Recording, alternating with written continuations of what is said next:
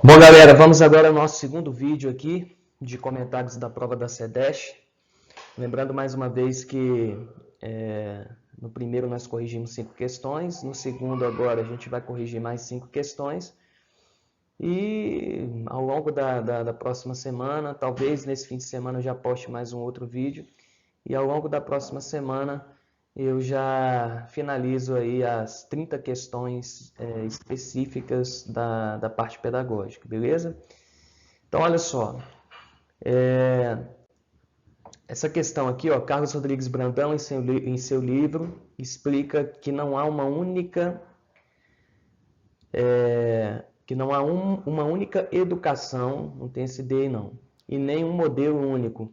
Tampouco a escola é o único lugar no qual ela acontece e sequer o ensino escolar configura sua única prática. A educação está presente nas relações que se estabelecem na sociedade, na família, no trabalho, na igreja, no sindicato, entre outros. Assim, em diferentes concepções, compreende-se a educação em dois sentidos. Então, nós temos a educação formal, a educação não formal, assim como também a educação informal. E aí, em sentido amplo, a educação considera a formação humana em toda a sua plenitude, ou seja, em toda a sua integralidade. Então vamos destacar aqui, ó, plenitude, o seu sentido autêntico da educação e em sentido restrito relaciona-se à formação que ocorre em instituições específicas que têm como finalidades explícitas, então finalidades explícitas no sentido de haver aí uma intencionalidade prévia explicitada, os processos de instrução e de ensino, sejam eles realizados em instituições escolares ou não escolares, verdadeiro. Então, esse item aqui está certíssimo. No próximo, em sentido amplo, a educação refere-se a processos formativos de intervenção na dinâmica da vida social, nos quais os indivíduos estão envolvidos de modo necessário e inevitável, pelo simples fato de existirem. Então, ou seja, a educação enquanto uma prática social de absoluta relevância. E em sentido restrito, está ligada ao ensino, ou seja, a ação consciente, deliberada e planificada, sem se separar daqueles processos formativos gerais. Então, educação no sentido amplo, no sentido da formação do indivíduo como um todo, na dinâmica da vida social, e uma formação mais específica, mais restrita, vinculada ao processo de ensino. Então, essa também, segundo Carlos Brandão, está devidamente correta. Terceiro, em sentido amplo, a educação se limita, ó, muito cuidado com esse tipo de termo, restringiu em demasia, você já liga o sinalizador. A educação se limita apenas a normas morais e intelectuais num sentido amplo. Então, ou seja, como é que no sentido amplo você já restringe? A normas morais e intelectuais e a bons modos em sentido restrito às fases de desenvolvimento das crianças e dos jovens, não, essa daqui está falsa. E, por último, em sentido amplo, tem como pressuposto a pedagogia clássica. Quando se fala de pedagogia clássica, moçada, isso nos remete, aqui no Brasil, em se tratando de história da educação brasileira, isso daqui nos remete desde a chegada dos primeiros padres jesuítas. Então, ou seja, a pedagogia clássica ela tem uma correspondência com a concepção tradicional de educação, que considera o indivíduo sujeito dos processos educativos e, em sentido restrito, aplica-se somente às instituições escolares formais, nananinanã. Então, esse item aqui também está falso. Então, após a análise dos itens acima, marque a alternativa correta, apenas os itens 1 e 2 estão corretos, portanto, letra A. Questão 2, Maria da Glória Gon, no seu livro Educação Não Formal e Cultura Política, Impacto sobre o Associativismo do Terceiro Setor. Inclusive, eu vou disponibilizar aqui na sequência, na descrição desse vídeo, um link para você também fazer a leitura, porque nesse link você vai encontrar justamente esse texto e a base, digamos assim, textual em que o examinador explorou aí para desenvolver essa questão. Conclama a educação a enfrentar os novos desafios gerados pela globalização e pelo avanço tecnológico, Globalização que caracteriza-se pela ruptura das fronteiras econômicas, sociais, culturais, políticas, enfim.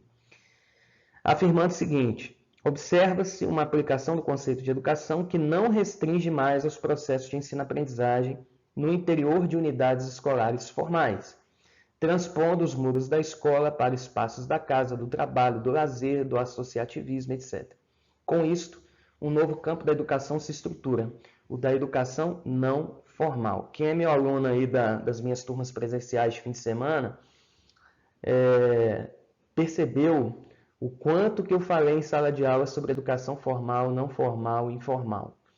E bombou na prova da SEDESC, como você já pode perceber, né? Então, desde o primeiro vídeo, agora nesse segundo vídeo, essa temática aí dos diferentes espaços educativos, eu já havia cantado a pedra, que na prova da SEDESC, possivelmente, a banca ia explorar essa temática aí. Explorou até além do nível que eu imaginava, assim, em questão de frequência, né, de questões e tal. Então, aqui, ó, com isso, um novo campo da educação se estrutura da educação não formal. Diante do exposto, indique os campos ou dimensões concernentes às áreas de abrangências da educação não formal. Desse modo, pode-se dizer que... Então, aqui, ó, eu achei um pouquinho confuso esse comando, né? Primeiro ele fala para indicar os campos ou dimensões, e desse modo pode-se dizer que, e aí acaba que você não indica nada, mas enfim. Então, mais uma falhazinha aí da banca. Então, primeira afirmação. Envolve a aprendizagem política dos direitos dos indivíduos enquanto cidadãos. Isto é, o processo que gera a conscientização dos indivíduos para a compreensão de seus interesses, do meio social e da natureza que o cerca. Maria da Glória fala justamente sobre essa questão da aprendizagem política dos direitos enquanto cidadãos, enquanto uma das características da educação não formal, verdadeira. 2. A capacitação dos indivíduos para o trabalho por meio de aprendizagem de habilidades e o desenvolvimento de potencialidade. Também é explorado no texto por Gon. 3. A aprendizagem e o exercício de práticas que capacitam os indivíduos a se organizarem com objetivos comunitários voltadas para a solução de problemas coletivos cotidianos. Então, a educação na comunidade ela é típica de uma modalidade não formal. Então, verdadeiro também. 4. A aprendizagem dos conteúdos da escolarização formal escolar em formas de espaços diferenciados. Então, ela também especifica essa questão aí da aprendizagem dos conteúdos da escolarização formal escolar em formas de espaços diferenciados, além da sala de aula. Então, ela também considera isso daqui. A educação desenvolvida na e pela mídia, e em especial a eletrônica, ok? A educação para a vida ou para a arte de bem viver, perfeito também. Então, ou seja, após a análise dos itens acima, escolha a alternativa correta. Todos os itens estão corretos, portanto, letra B de bacana, ok? Então, moçada, vou deixar aqui a fonte da onde você vai visualizar todas essas considerações da Maria da Glória Gon. De todo modo, também eu vou disponibilizar esse linkzinho aí na descrição do vídeo, tá certo? Vamos lá, questão 3. Projeto comunitário pode ser definido como conjunto de atividades organizadas em ações concretas com o objetivo de atender às necessidades identificadas por uma comunidade. Considerando-se o texto anterior, no que se refere à administração de projetos educativos comunitários, assinale a alternativa incorreta. Então, quando a gente fala de projetos educativos comunitários, envolve aí toda uma emancipação, todo o envolvimento direto e indireto da comunidade, de vários segmentos partícipes. Então, ele quer que a gente identifique a errada. Letra A, na elaboração de um projeto, a etapa de identificação prevê a especialização da área na qual o projeto será realizado. Sim, então essa identificação ela vai prever aí a temática, a área, né, especializada na qual o projeto será desenvolvido, verdadeiro. B. O diagnóstico, que implica na sondagem da realidade, deve conter informações sobre os aspectos socioeconômicos da comunidade? Sem dúvida nenhuma, ela tem que conter aí essas informações, não apenas essas informações sobre aspectos socioeconômicos, mas tais informações são relevantes aí no processo de diagnóstico. C. A análise do projeto tem por objetivo verificar se a proposta será capaz de atender o problema identificado? Sim. Então, o objetivo tem que estar vinculado aí às finalidades. Uma das etapas de elaboração, ficou repetido aqui. Uma das etapas, desculpem os erros aqui, de digitação, tá, pessoal? Aqui é digitação, porque a gente teve que digitar todas as questões aí. Então, uma das etapas de elaboração do projeto é a verificação de sua viabilidade econômica, financeira e social. Perfeito, verdadeiro. Sobrou a E. A principal estratégia de ação do projeto prevê que a comunidade seja sujeito passivo do processo. Essa aqui está de graça, né? Então, sujeito passivo, não. Letra E. Questão 4. Muita gente ficou na dúvida nessa questão 4 aqui, ó. A mente deve ser estudada em função de sua utilidade para o organismo, tendo em conta a adaptação ao seu meio. Por outras palavras, o estudo definirá para que é a mente, ó. Então, ó, a importância é para que é a mente. Para que serve a mente? E não o que é a mente. O estudo dessa escola psicológica não, digamos assim, considera como relevante partir dessa questão do que é a mente. Marque a alternativa correspondente à abordagem psicológica referida no texto acima. Então, dentre as opções ali listadas, humanismo, gestaltismo, funcionalismo, psicanálise, estruturalismo, nós temos que destacar a escola funcionalista de William James, tá? Então, olha só. O funcionalismo, também denominado de psicologia funcional, uma escola de psicologia que surgiu basicamente lá no século XIX e que enfatiza os atos ou processos mentais como objeto de estudo da psicologia. A mente deve ser estudada em função da sua utilidade para o organismo, tendo em conta a adaptação deste organismo ao meio. Então, ou seja, a adaptação de modo que se mantenha o status quo, o ordenamento social vigente aí da sociedade. Então, a gente pode fazer uma correspondência desse pensamento lá no campo da sociologia da educação com o funcionalismo de Emile Durkheim. Né? Tem muita gente pensando isso. Pô, Leandro, nunca tinha ouvido falar de psicologia funcional ou escola funcionalista no campo da psicologia. Pois é. Então, olha o que a Ibrahe cobrou aí para a gente ficar atento. Então, William James viveu aí entre 1842 e 1910. E para se ter uma ideia, o John Dewey, né, um dos grandes representantes do pragmatismo na pedagogia, ele foi influenciado pelas ideias aí do campo da escola funcional de William James, tá certo? Então, uma das influências de Dewey foi o próprio James. Beleza? Então, questão aí funcionalismo. Vamos lá na questão 5 agora. Sobre a educação formal e não formal, escolha a assertiva correta. Então é o seguinte, letra A, essa questão aí é um pouquinho polêmica, tá? Mas enfim, uma questão que eu tenho algumas restrições a ela, mas a gente vai fazer uma análise aqui com base no entendimento da Banca Ibrahe. Eu, particularmente, não faria uma questão desse tipo aqui na prova, porque ela gera algumas dúvidas. Inclusive, nós temos algumas bases teóricas que se opõem, que se contrapõem no mundo acadêmico com relação a essa visão aqui. Mas, enfim. Então, mais uma questão sobre educação formal e não formal. Letra A. Educação formal é aquela que ocorre nos sistemas convencionais de ensino. Então, observando que a questão ela pede para a gente identificar a assertiva correta.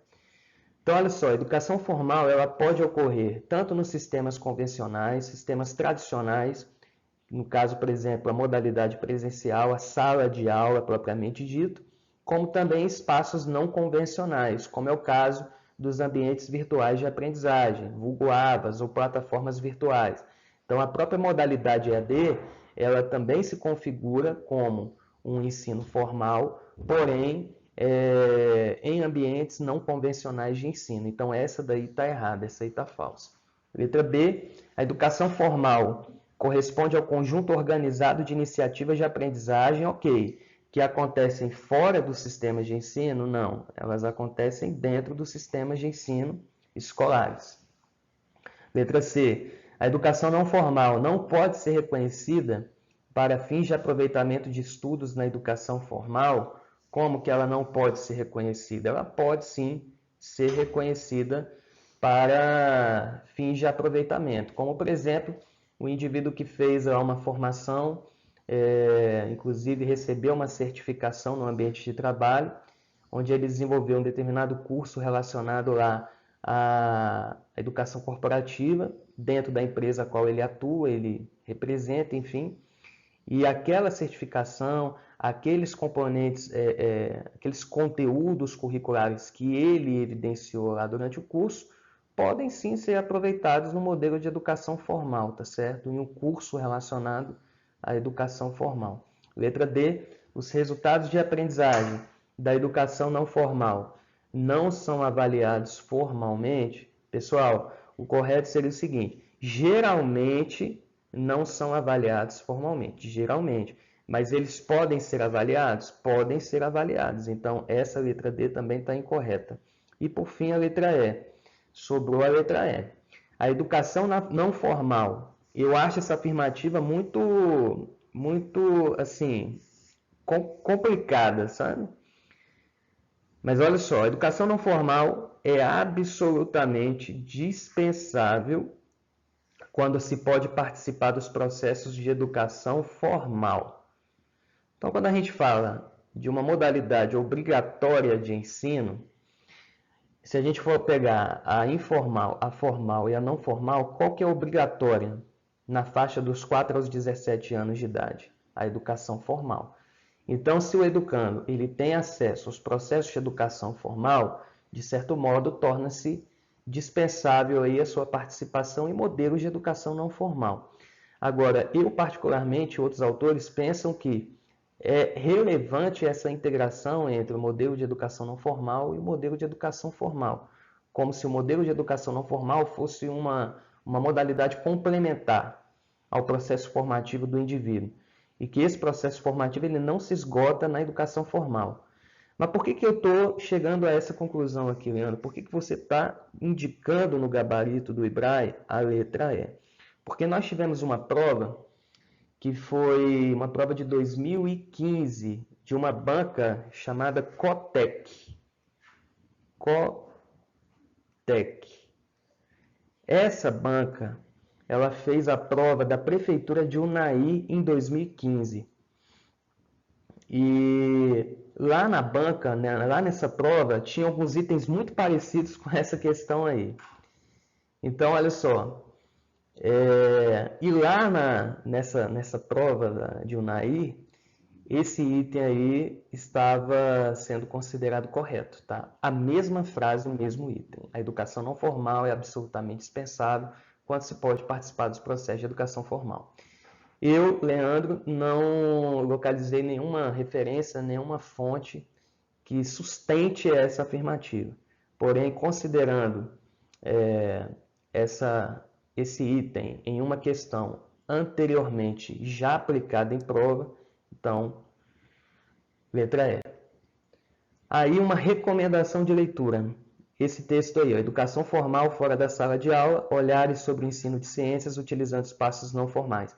Dê uma lida nesse texto, porque pode ser que na próxima prova do IBRAE, a prova remarcada para abril, pode ser que eles voltem a cobrar essa questão da educação formal, não formal. Então, é um texto que vai esclarecer bastante, além daquele texto da Maria da Glória Gon, que também eu vou disponibilizar lá na descrição aqui do vídeo, tá certo? Bom, então é isso, aqui está o gabarito final, ABSE. Então, aguarde aí os próximos vídeos, tá certo? Possivelmente, final de semana, eu não vou conseguir postar nenhum vídeo de gabarito de questões. Mas, de todo modo, para quem é meu aluno aí nas turmas presenciais de fim de semana, a gente vai retomar essas correções. Semana que vem eu posto novos vídeos com relação às 20 outras questões. Aqui no canal a gente vai comentar as 30 questões, tá certo? Isso aí é promessa e promessa é dívida. Então, tamo junto.